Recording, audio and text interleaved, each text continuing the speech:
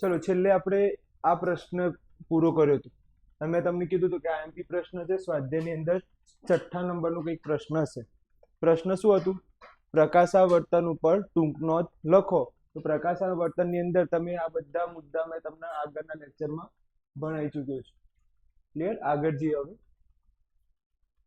આ બધા મુદ્દા મેં આગળના લેક્ચરમાં ભણાવી દીધા છે. ક્લિયર? તો હવે આપણે આ પ્રશ્નો પણ પૂરા કર્યા હતા, યાદ હોય તો આપણે નવો પ્રશ્ન આવ્યા, આવર્તનનો અર્થ સમજાવો.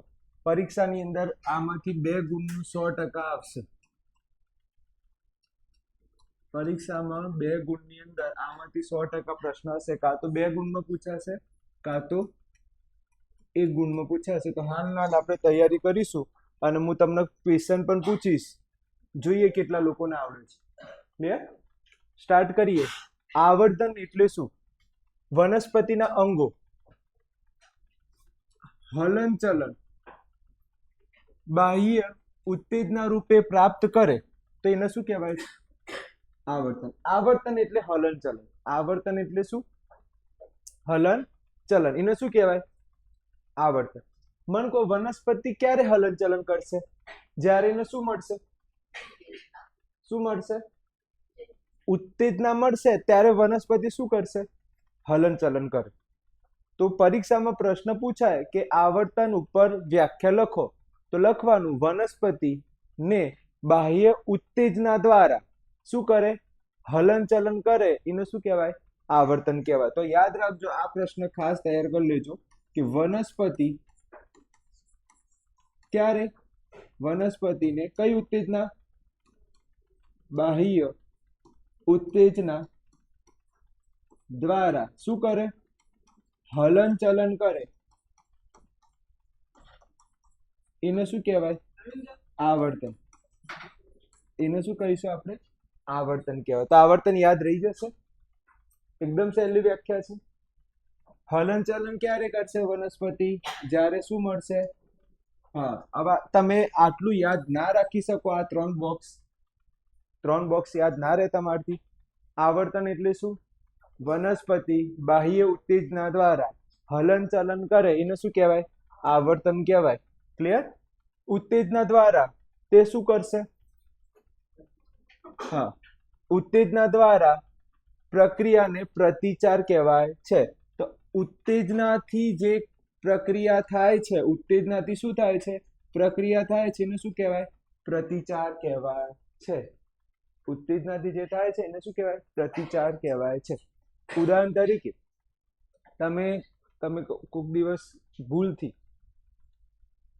લીંબુના રસના 2 ટીપા પણ તમારા જીભ ઉપર પડે તો તમારો પ્રતિચાર કેવો થાય? થાય કે ના થાય?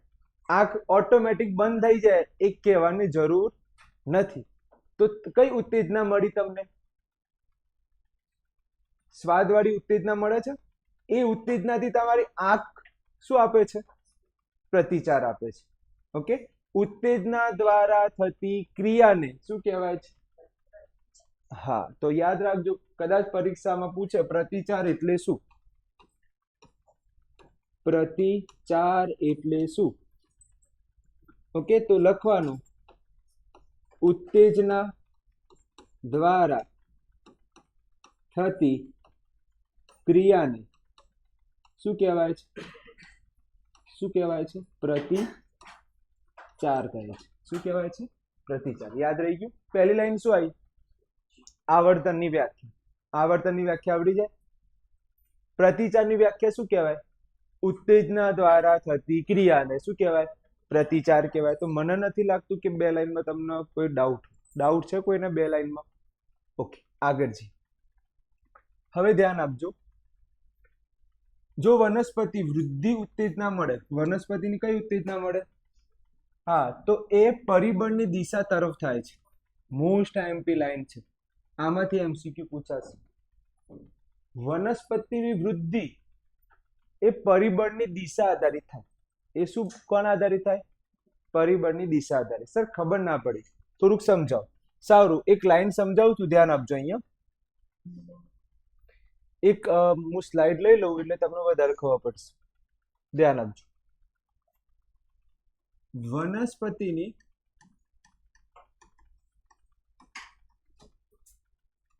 વૃદ્ધિ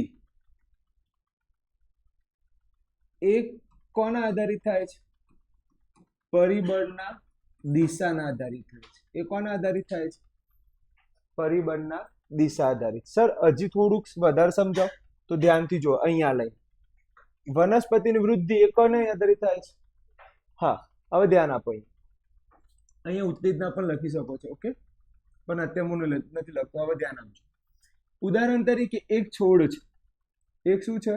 છોડ. તમે યાદ કરો બારી વાળો પેલો એક પ્રયોગ યાદ છે? તો જ્યારે પ્રકાંડ છે એ કઈ બાજુ વળતું હતું? જે બાજુ શું આવતું હતું? સૂર્યના પ્રકાશ આવતા હતા. તો મને કહો આ જે વૃદ્ધિ થઈ રહી છે, આ શું થઈ રહી છે? વૃદ્ધિ એક કોના આધારિત થઈ રહી છે? હા, પરિબળ. કયું પરિબળ છે? પ્રકાશ. તો વૃદ્ધિ ઉત્તેજના શું બોલું છું? વૃદ્ધિ ઉત્તેજના કોના ઉપર નિર્ભર કરે છે? કોના ઉપર નિર્ભર કરે છે? પરિબળ પર નિર્ભર કરે છે. પરિબળની દિશા ઉપર નિર્ભર કરે છે. ખબર પડી ગયા? પરીક્ષામાં જો એમસીક્યુ પૂછવું હોય ને, ખરા ખોટા કોઈ પણ થોડું ભારે એમસીક્યુ પૂછવું હોય તો આ પૂછી શકે કે ભાઈ વનસ્પતિની વૃદ્ધિ ઉત્તેજના. શું બોલું છું? વનસ્પતિની વૃદ્ધિ ઉત્તેજના એ પરિબળની દિશામાં થાય છે. ખરું કે ખોટું? શું આવે જવાબ? Very good. શું જવાબ આવે? ખરું જવાબ આવે. કમ્પ્લીટ ખબર પડી કે આ લાઈન? આમાં કોઈ ડાઉટ છે આ લાઈનમાં? ઓકે, આગળ જઈએ. હવે જો પરિબળની દિશા તરફ થાય તો એને કયું આવર્તન કહેવાય? કયું આવર્તન કહેવાય? ધન આવર્તન. અને ઉત્તેજના જો પરિબળની વિરુદ્ધ દિશામાં થાય તો એને કયું આવર્તન કહેવાય? ઋણ આવર્તન. યાદ કરો, પ્રકાશ આવર્તનમાં ધન આવર્તન કોણ હતું? પ્રકાંડ. પ્રકાંડ શું હતું? યાદ છે? પ્રવૃત્તિ પછી 3 પ્રશ્નો ચલાવ્યા હતા. કાલે વિડીયો જોયો તો તમે તો પ્રવૃત્તિ પછી કેટલા પ્રશ્નો ચલાવ્યા હતા? 3. ધન આવર્તન કોણ? પ્રકાંડ. અને ઋણ આવર્તન કોણ? યાદ છે? તો મૂળ પ્રકાશની કઈ દિશામાં જતું હતું? તો એ વિરુદ્ધ દિશામાં જાય. પરિબળની કઈ દિશામાં વૃદ્ધિ થાય તો એને કયું આવર્તન કહેવાય? ઋણ આવર્તન. અને પરિબળની દિશામાં થાય તો ધન આવર્તન. આ ખબર પડી ગઈ? ચલો, ઉત્તેજનાના પ્રેરતા પરિબળો કયા કયા છે? એક કયું પરિબળ છે? પ્રકાશ. બીજું, ત્રીજું. આ બધા એના પ્રકાર છે. પરીક્ષામાં પૂછાશે આવર્તનના કેટલા પ્રકાર છે? તો કેટલા પ્રકાર થાય? 1, 2, 3, 4, 5. આવર્તનના કેટલા પ્રકાર છે? 5 પ્રકાર છે. આટલી રીતે વનસ્પતિ હલન ચલન કરશે અથવા વૃદ્ધિ કરશે. ખબર પડી ગઈ? ચલો આગળ જઈએ. તો અત્યારે આપણે 4 લાઈન ભણ્યા. અત્યાર સુધીમાં કેટલી લાઈન ભણ્યા આપણે? 4. પહેલી લાઈન કઈ હતી? આવર્તનની વ્યાખ્યા. બીજી લાઈન શું હતી? પ્રતિચારની શું લખી હતી? વ્યાખ્યા. ત્રીજી લાઈન શું હતી? વૃદ્ધિ ઉત્તેજના કોના આધારિત હોય? વૃદ્ધિ ઉત્તેજના કોના આધારિત હોય? પરિબળની દિશા આધારિત હોય. શું હોય? પરિબળની દિશા આધારિત હોય. જો અહીંયા 2 લાઈન લખું છું. જો પરિબળની દિશામાં થાય, કઈ? પરિબળની દિશામાં થાય તો એને શું કહેવાય? ધન આવર્તન. અને પરિવર્તનની વિરુદ્ધ દિશામાં થાય હલનચલન અથવા વૃદ્ધિ. પરિબળની વિરુદ્ધ દિશામાં થાય તો એને કયું આવર્તન કહેવાય?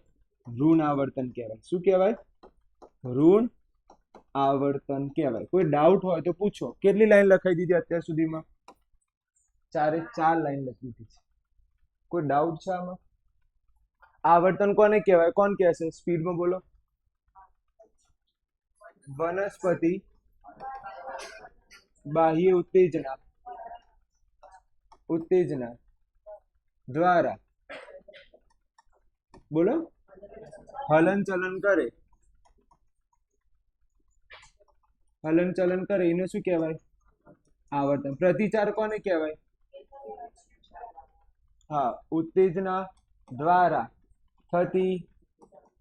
થતી ક્રિયાને શું કહેવાય છે? પ્રતિચાર કહેવાય છે. શું કહેવાય છે? પ્રતિચાર. મને કોઈ ભારે લાગ્યું આવર્તનની ટૂંકનોંધમાં? આવર્તનની ટૂંકનોંધ કોઈ ભારે લાગ્યું તમને? અત્યાર સુધીમાં કોઈ મુદ્દો એવો આવે જે ખબર જ ના પડી હોય? બધું કમ્પ્લીટ ખબર પડી? આગળ જઈએ. ચલો હવે આ થઈ ગયું. હવે કયો મુદ્દો છે કે આવર્તનના પ્રકાર. આવર્તન ચાલુ જ છે. પેલો 19મો પ્રશ્ન ચાલુ છે. હવે કેટલા પ્રકાર ભણીશું? 5. કોઈને 5 યાદ છે? કોઈને 5 યાદ છે? પેલા પ્રેરિત પરિબળો હતા, ઉત્તેજના અને પ્રેરિત પરિબળો. કયું હતું? પ્રકાશ, પછી બીજું ગુરુત્વાકર્ષણ, ઓકે, ત્રીજું તમે કહો છો પાણી, પછી રાસાયણો, સ્પર્શ. હોશિયાર તો છો યાર. કોણ કે ભાઈ તમે હોશિયાર નથી? આટલું સારું તમે બોલી ગયા 5. હવે આ 5 વિશે તમારે ભણવાનું છે. જોઈએ પહેલું કયું આવ્યું? પ્રકાશાવર્તન. સારું, એક પ્રશ્ન પૂછું, જોઈએ તમારામાંથી ઇન્ટેલિજન્ટ. પ્રકાશાવર્તનમાં ધન આવર્તન કોણ કરે? પ્રકાશાવર્તનમાં ધન આવર્તન કોણ કરે? હેલું છે, મને વિશ્વાસ છે તમે બોલશો. અને ઋણ આવર્તન કોણ કરે? મને વિશ્વાસ છે તમે આનો જવાબ આપશો અને સાચો જ આપશો. પ્રકાશાવર્તનમાં ધન આવર્તન કોને? ઋણ આવર્તન. પ્રવૃત્તિમાં તમે ભણીને ગયા છો, આની તો પ્રવૃત્તિ પણ ભણીને ગયા છો. બોલો ગોપાલ. પ્રકાર. Very good. પછી પેલામાં વેરી ગુડ. અડધો મુદ્દો તો આવડી જ ગયો. ચલો હવે જો વ્યાખ્યા પૂછાય છે પરીક્ષામાં, અને જે વ્યાખ્યા લખ્યા વગર આવે ને એને આપણે સેલ્યુટ આપવું પડે. કેમ? વ્યાખ્યા એકદમ હેલી. આવર્તન એટલે શું? મને કોણ શોર્ટમાં આવર્તનનું મિનિંગ શું થાય? હલનચલન. આવર્તનનું મિનિંગ શું થાય? હલનચલન. પણ હલનચલન વનસ્પતિ કોના આધારિત કરે છે? ઉત્તેજના દ્વારા. કોના દ્વારા? હા. હવે અહીંયા કઈ ઉત્તેજના? હા, પ્રકાશની ઉત્તેજના. શું લખવાની? પ્રકાશની ઉત્તેજના દ્વારા થતું હલનચલનને પ્રકાશાવર્તન કહેવાય. આ યાદ રહેતું નથી. તમારે શું લખવાનું? બોલો. ભારે હતું આ પેલું છે યાર. પ્રકાશ ચેપ્ટર નંબર 1 યાદ કરો. પ્રકાશીય વિઘટન યાદ છે? જે વિઘટન કોના દ્વારા થાય? પ્રકાશ દ્વારા. ઉષ્મીય વિઘટન ઉષ્મા દ્વારા થાય. પછી બીજું કયું રહી ગયું? વિદ્યુતીય. જે વિઘટન કોના દ્વારા થાય? તો પ્રકાશ આવર્તન. જે હલનચલન કોના દ્વારા થાય? તો પ્રકાશ દ્વારા. પણ લખવું પડે. પ્રકાશની ઉત્તેજના દ્વારા હલનચલન કરે એને શું કહેવાય? તમે જોજો, મારી ટેવ હશે, હું કોઈ દિવસ છે ને આની અંદર ભારે વાક્યો સમાવેશ નહીં કરતો. મારી ટેવ કેવી હોય? તમને જેટલામાં જેટલું થતું હોય ને એટલા સ્પષ્ટ ભાષામાં શીખવાડો, તમારી લેંગ્વેજમાં શીખવાડો. આ ખબર પડી તમને? આગળ જવા દો. કોઈ ડાઉટ છે આમાં?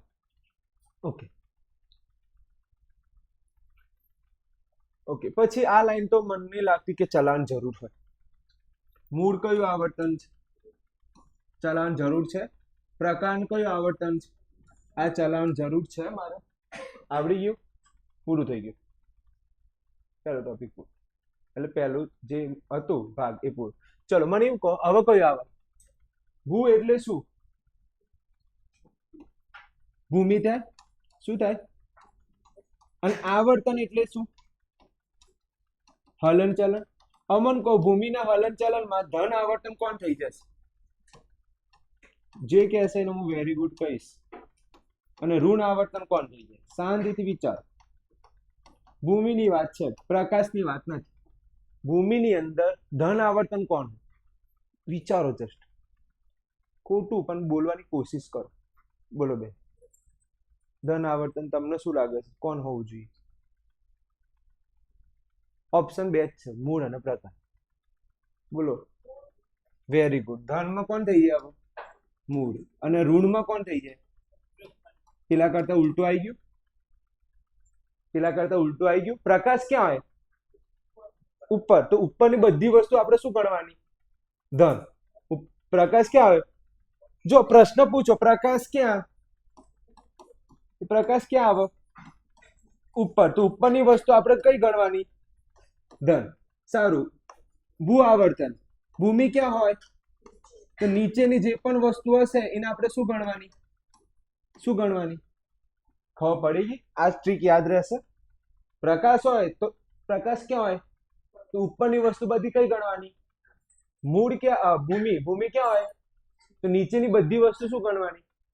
તો નીચેમાં કઈ વસ્તુ હોય? મૂળ. અને પ્રકાશ સામે જતો રહે. હવે મને કહો, આની વ્યાખ્યા કોણ બોલશે? આની વ્યાખ્યા કોણ કહેશે? કોના દ્વારા? ગુરુત્વાકર્ષણની ઉત્તેજના દ્વારા. ઉત્તેજના દ્વારા શું થતું હોય? હલન ચલન.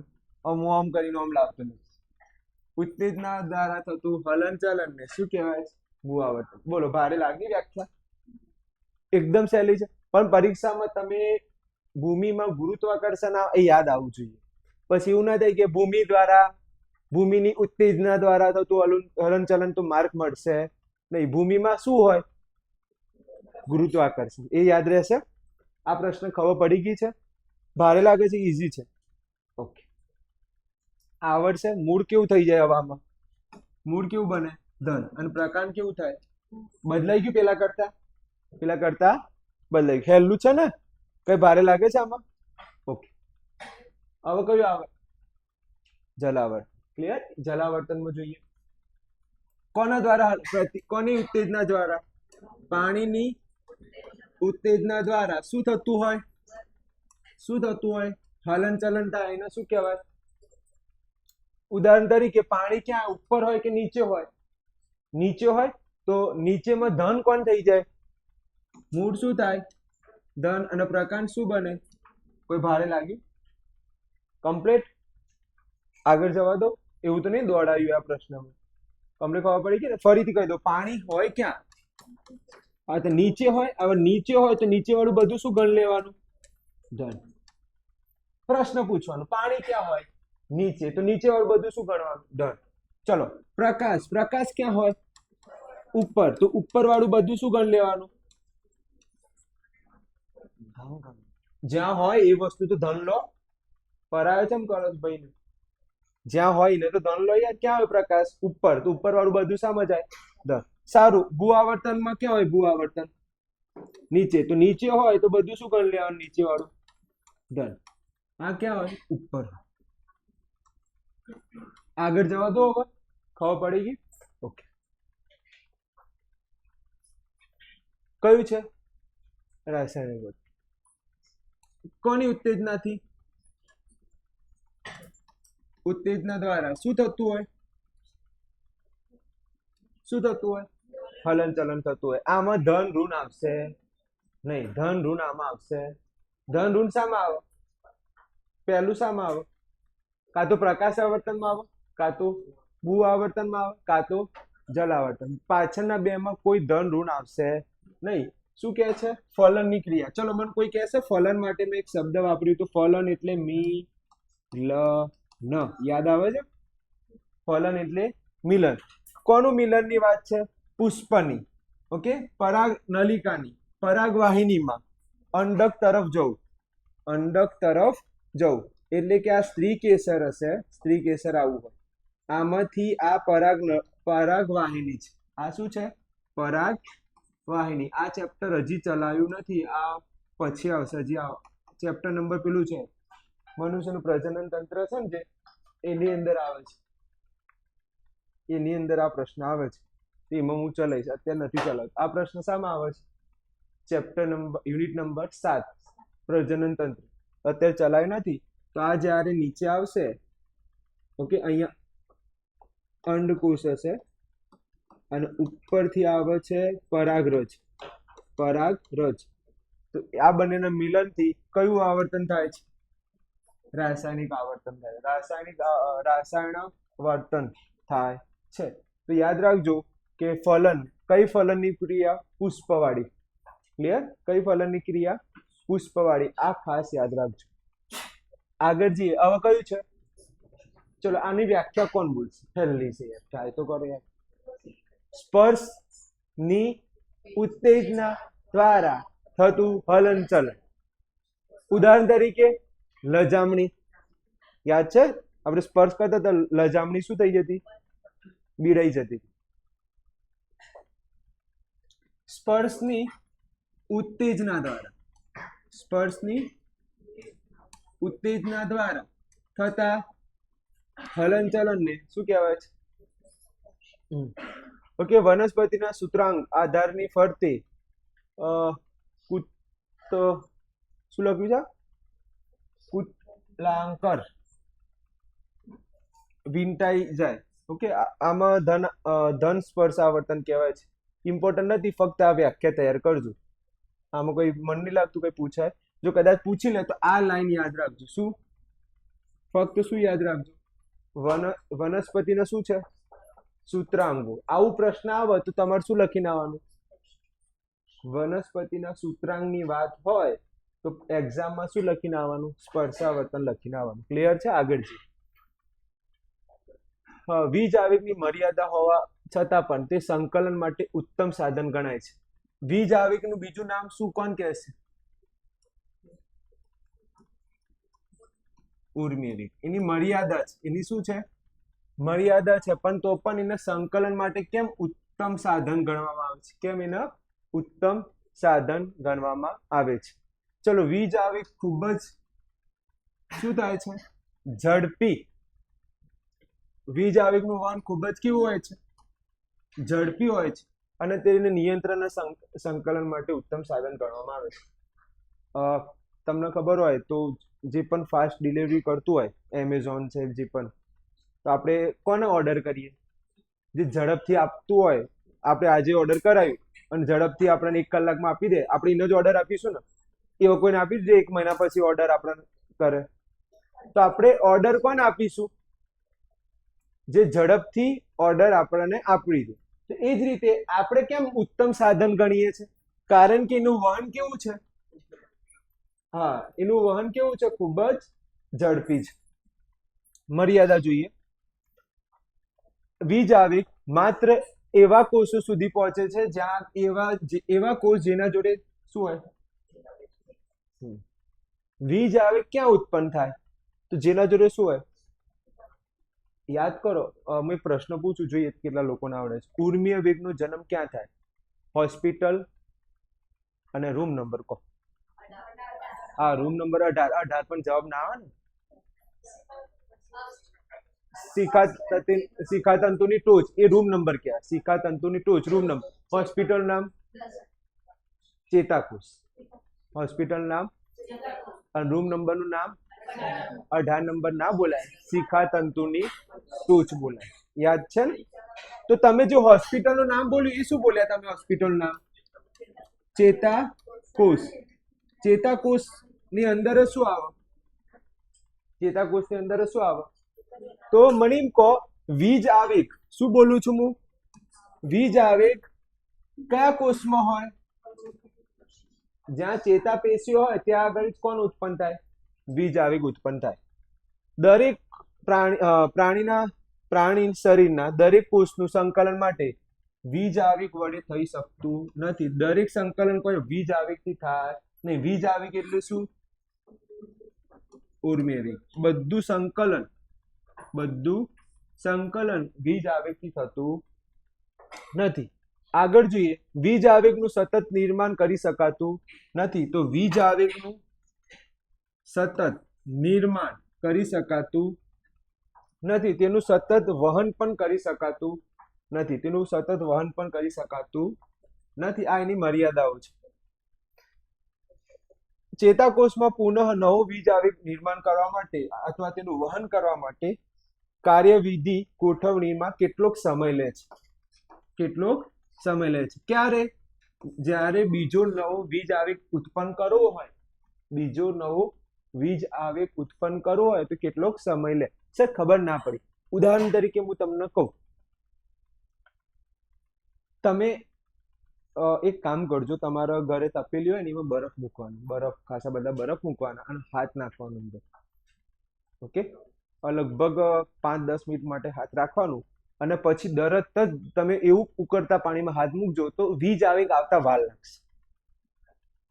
વીજ આવેગ આવતા શું લાગશે? સમજો છો? આ તો કર્યું છે ને કોઈ દાડે. ફરીથી સમજો. તમે એક હાથને તમે ઠંડા પાણી મૂકો, તરત ઠંડા પાણીથી હાથ નીકળી જાય. કેમ?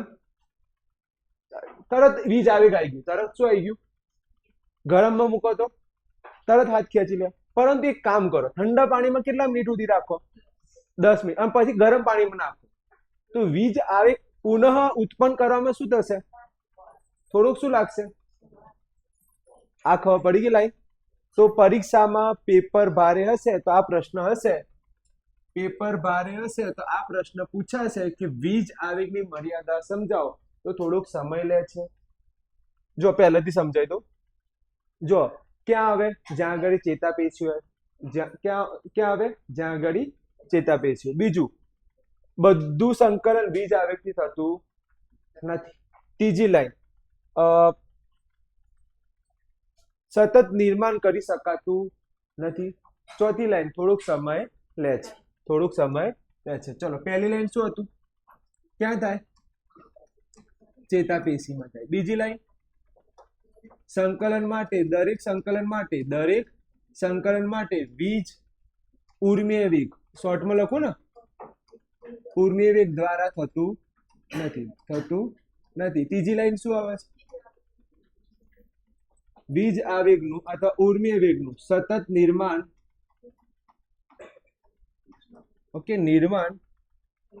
કરી શકાતું નથી. ત્રીજી લાઈન શું આવી? થોડોક સમય લાગે છે. નવો ઉર્મિય વેગ માટે શું લાગે છે? થોડો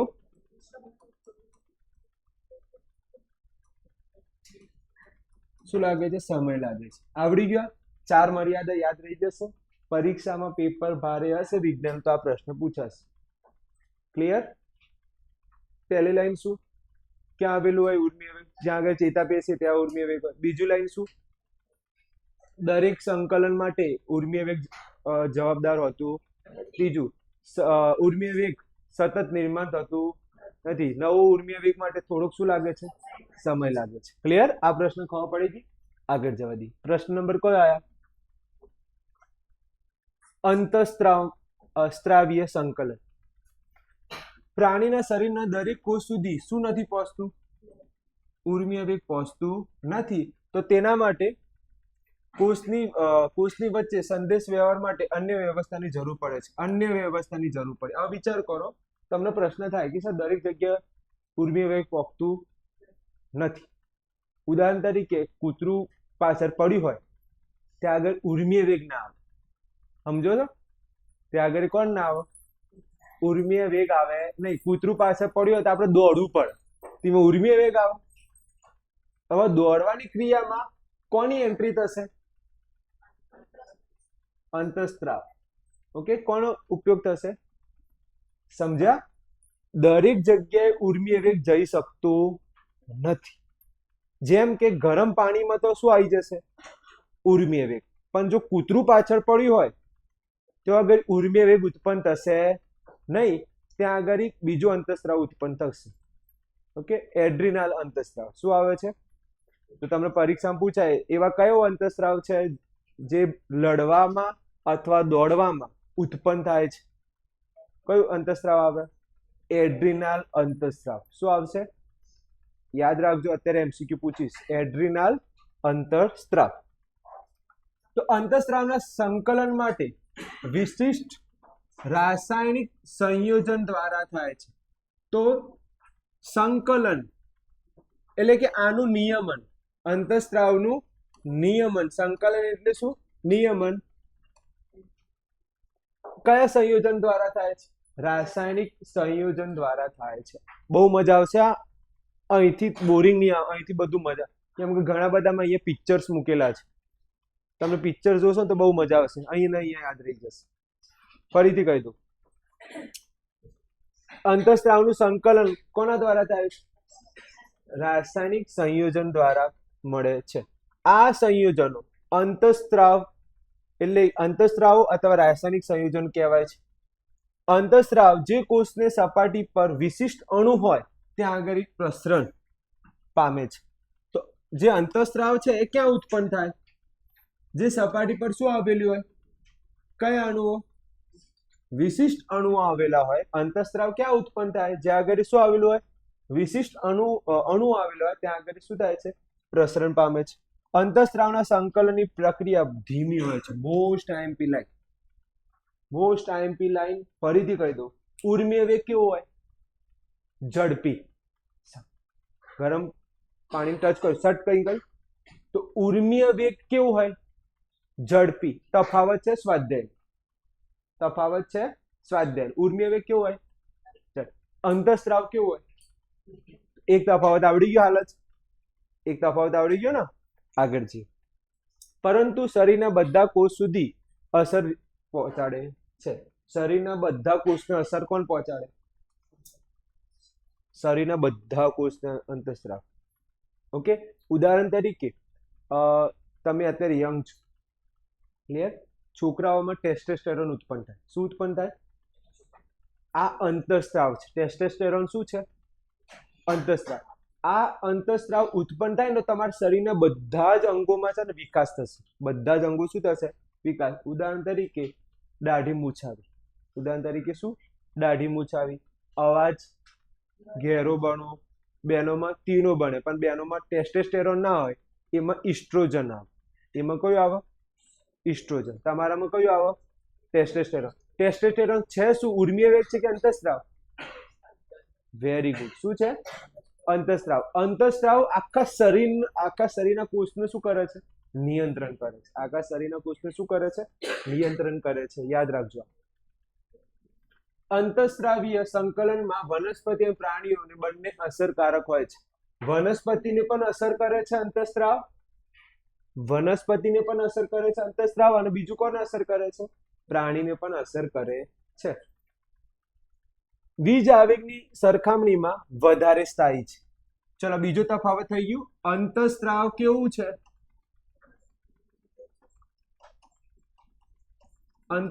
કેવું છે? વધારે સ્થાયી છે.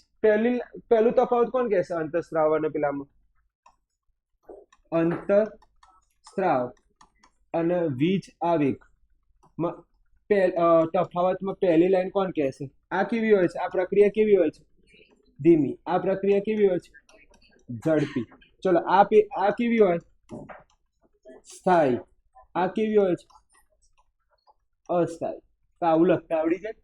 અને લાંબા સમયની હોય છે. તો આનો સમય કેવો હોય છે? લાંબો સમય. અને આમાં સમય કેવો હોય છે? ટૂંકો સમય. 3 તફાવત આવડી ગયા. 3 તફાવત ખબર પડી ગઈ? કોઈ ડાઉટ છે 3 તફાવતમાં? ઓકે, આગળ જઈએ. અંતઃસ્રાવના સંશ્લેષણ સ્થાને તેના કાર્યસ્થાનથી દૂર હોય છે. મસ્ત પ્રશ્ન છે. અંતઃસ્રાવ તેના કાર્યસ્થાનથી કેવું હોય છે? દૂર હોય છે. મોસ્ટ આઈએમપી ઉપર ચેલેન્જ આપું છું. આની અંદર જો પરીક્ષામાં ના પૂછાય તો હું ભણાવવાનું મૂકી દઈશ. આટલી ઉપર ચેલેન્જ. આના વગર પેપર નહીં નીકળે. આટલું બધું બોલી રહ્યો છું ઓન ધ રેકોર્ડ, એમની નથી બોલી રહ્યો, આવે છે. તો આનો પર ખાસ ફોકસ રાખજો. 1 માર્કનો MCQ જ આવશે. ક્લિયર? વનસ્પતિના અંતઃસ્રાવ શાનું સંકલન કરે છે? વૃદ્ધિ, વિકાસ અને પર્યાવરણનું પ્રતિચાર આપવા માટેનું સંકલન કરે છે. વનસ્પતિનું અંતઃસ્રાવ કોનું સંકલન કરે છે? વૃદ્ધિ, વિકાસ અને પર્યાવરણનું પ્રતિચાર. તેમનું સંશ્લેષણ સ્થાન કાર્યસ્થાનથી કેવું છે? દૂર. જે અત્યારે ભણી ગયા. સાદા પ્રસરણ દ્વારા કાર્યસ્થાન સુધી વહન પામે છે. કોના દ્વારા વહન પામે છે? પ્રસરણ દ્વારા અંતઃસ્રાવ વહન પામે છે. હું જે કહું ને એ લાઈન ખાસ યાદ રાખજો. આ લાઈન વૃદ્ધિ, અંતઃસ્રાવ છેલ્લો ટોપિક છે. બસ ધ્યાન આપી દેજો. ના, આઈએમપી ટોપિક છે. વૃદ્ધિ, અંતઃસ્રાવ ટોટલ 3 છે. ટોટલ કેટલા છે? 3. પહેલું છે ઓક્સિજન, જિબ્રેલિન, સાયક્લોટાઇલિન એવા કંઈક નામ છે. પહેલું જુઓ, ઓક્સિજન, જિબ્રેલિન, સાયટોકાઇનિન. આ ત્રણે ત્રણ શબ્દ યાદ રાખવાના. ત્રણે ત્રણ પૂછાય છે. ફરીથી પહેલું, વૃદ્ધિ અંતઃસ્ત્રાવ વનસ્પતિના કેટલા? આ જે અંતઃસ્ત્રાવ છે એ કોના માટેનું છે? વનસ્પતિ માટેના અંતઃસ્ત્રાવ છે. કેટલા અંતઃસ્ત્રાવ છે ટોટલ? 3. પહેલું કયું? ઓક્સિજન. બીજું જિબ્રેલિન. ઓકે, જબરી નહીં, જિબ્રેલિન. પછી કયું? સાયટોકાઇનિન. સાયટોકાઇનિન. આ શબ્દ યાદ રાખજો. ચલો જોઈએ હવે ઓક્સિજન. ઓકે, આ પૂછાય છે. જે ગ્રીન કલરનું હોય ને એ જ આઈએમપી છે. આ પીળા કલરનું છે એટલે આ એમસીક્યુ માં આવશે. પીળા કલરનું શામાં પૂછાય? એમસીક્યુ. ગ્રીન કલરનો પ્રશ્ન હશે. ગ્રીન કલરનો એક્ઝામમાં પ્રશ્ન પૂછાય છે. કોષની લંબાઈમાં વૃદ્ધિ. કોષની લંબાઈમાં વૃદ્ધિ કયું અંતઃસ્ત્રાવ કરે છે? શું જવાબ આવે? ઓક્સિજન. કોષ હોય ને, સોરી ભૂલ થઈ ગઈ, મારું ઉપર જતું રહ્યું. સોરી ભૂલ થઈ ગઈ. અહીંયા ઓક્સિજન આવશે. અહીંયા આ એરી લાઈન આવે, ઉપર બહુ જતું રહ્યું. ચલો ધ્યાન આપી દો. કોષની વૃદ્ધિ એટલે શું?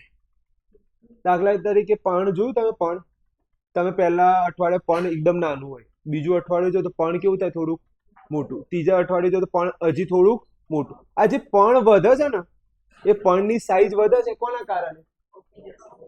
ઓક્સિજન માટે. ખબર પડી? જો ઓક્સિજન ના હોય ને તો પર્ણ કેવા રહે? નાના જ રહે. પર્ણ કેવા રહે? નાના. ચલો, નાના મોટા પર્ણ કોના કારણે થાય છે? ચલો, આપણી હાઈટ નાની મોટી કોના કારણે થાય છે? ઓક્સિજન દ્વારા ના થાય આપણી હાઈટ. GH, growth hormones.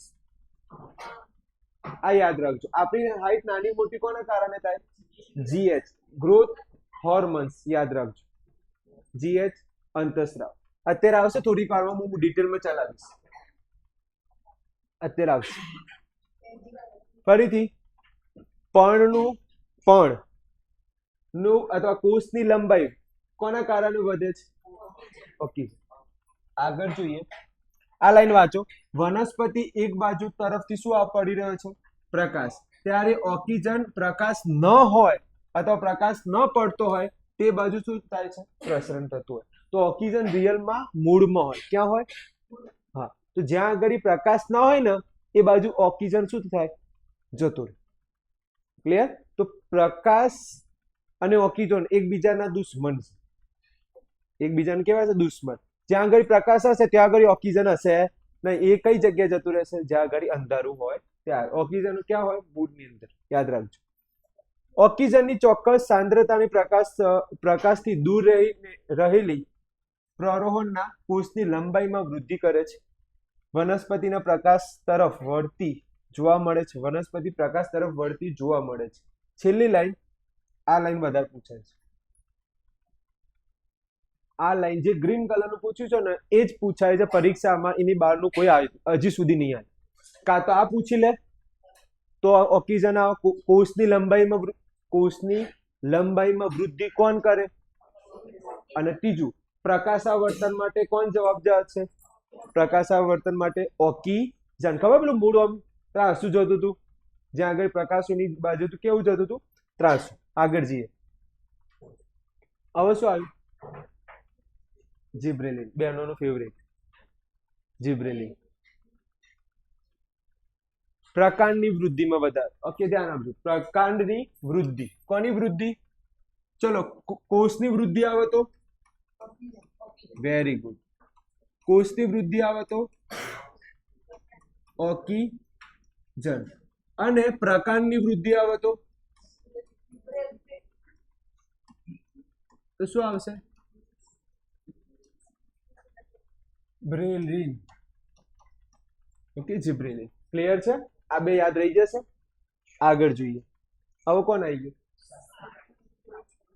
આનું નામ જેવું વિચિત્ર છે ને, ચલો જોઈએ. તમારે શું યાદ કરવાનું છે? ગ્રીન વાળું ખાસ યાદ કરો ને, એ જ પ્રશ્ન બને છે, પણ તો એ ઉપર વાળું જોઈએ. ઝડપી કોષ વિભાજન થતું હોય તેવા વિસ્તારોમાં કુદરતી રીતે તેનું સંકેદ્રી વધારે છે. ઇમ્પોર્ટન્ટ નથી, લાઈન આ ઇમ્પોર્ટન્ટ છે. બીજ અને ફળોમાં તેની સાંદ્રતા વધારે છે. કોષ વિભાજન પ્રેરે છે. બે MCQ પૂછાય. કોષ વિભાજન કોણ પ્રેરે છે? યાદ રહી જશે. કોષ વિભાજન કોણ પ્રેરે છે? ઓકે. ફળ અને બીજ આવે તો શું આવે? ક્લિયર છે? ઓકે. આમાં ટ્રીક બને છે તો યાદ રાખજો. આની શોર્ટકટ ટ્રીક યાદ રાખવી હોય તો પાજી યાદ રાખજો. શું યાદ રાખજો? પાજી. પ્રકાંડ આવે તો કોણ આવે? જીબ્રેલિન. યાદ રહી જશે. અને આમાં ઓકે યાદ રાખજો. આમાં શું યાદ રાખજો? ઓકે. ઓકે. ઓક્સિજન ક્યારે આવે? કોષ શામાં આવે? કોષ ઓક્સિજન. યાદ રહી જશે. કેવો યાદ રાખો તો પણ ચાલો, ઓકે યાદ રાખો તો પણ ચાલો, પણ યાદ રહી જાય. ઓકે પાજી. ઓકે. જી એટલે જીબ્રેલિન. પા એટલે પ્રકાંડ. ઓ એટલે ઓક્સિજન. ક એટલે કોષ વિભાજન. યાદ રહી જશે. ટ્રીક યાદ રાખી લેજો. પહેલી કઈ ટ્રીક? ઓકે. બીજી કઈ? પાજી. ક્લિયર? અને ફળ અને બીજ આવે તો ઓકે પાજી સાફ. યાદ રાખો. ઓકે પાજી સાફ. સા એટલે સાયકોટાઇલ. ફ એટલે ફળ. યાદ રહી ગયું. ઓકે પાજી સાફ. ક્લિયર? આગળ જઈએ. છેલ્લો અંતઃસ્ત્રાવ પ્રશ્ન પૂછું. આ વધારે પૂછાય છે. અવરોધ કરે. શું કરે? અવરોધ. તો આ યાદ રાખજો. કયું એસિડ છે? એબ્સિસિક એસિડ. જે વૃદ્ધિને શું કરે છે? વનસ્પતિને વધવા દેતું. તો સૌથી વધારે નેગેટિવ પૂછવું હોય તો કયું પૂછાય? એબ્સિસિક એસિડ. જે વનસ્પતિની હાઈટ વધવા દેતું નથી. એવું કયું અંતઃસ્ત્રાવ છે જે વનસ્પતિની હાઈટ વધવા દેતું નથી? એબ્સિસિક એસિડ. ખબર પડી ગઈ આજના પ્રશ્નોમાં? ઓકે. અહીંયા સુધી રાખીશું.